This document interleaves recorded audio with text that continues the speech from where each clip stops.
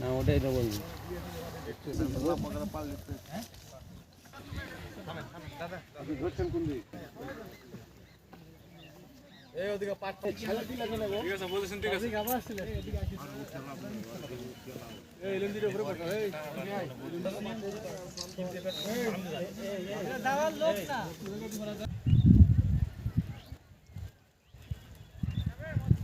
বিওপির 177-এর main pillar 2S এলাকায় এখানে 1200 গজ কোনো কাঁটাতারে বেড়া নাই।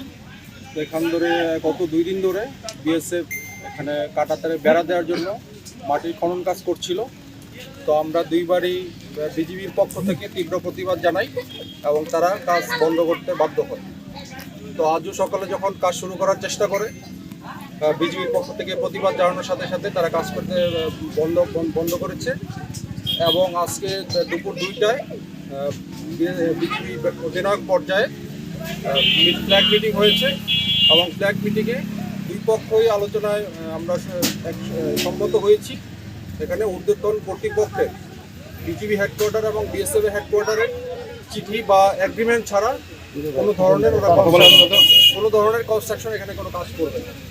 তো এরই ধারাবাহিকতায় আজকে বিকাল 4টায় রাজশাহী সেক্টর কমান্ডার মহোদয় বিএসএফের সেক্টর কমান্ডারের সাথে বিকাল 4টায় মাদিপুরে ফ্ল্যাগ মিটিং করবে, সার্ফের ফ্ল্যাগ মিটিং করবে।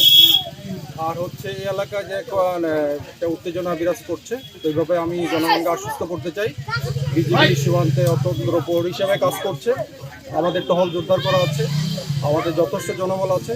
আমরা অন্যান্য সময় যেভাবে সীমান্ত নিরাপত্তা রেখেছি এই বর্তমান পরিস্থিতিতেও আমাদের সীমান্ত নিরাপদ থাকবে। ধন্যবাদ সবাই।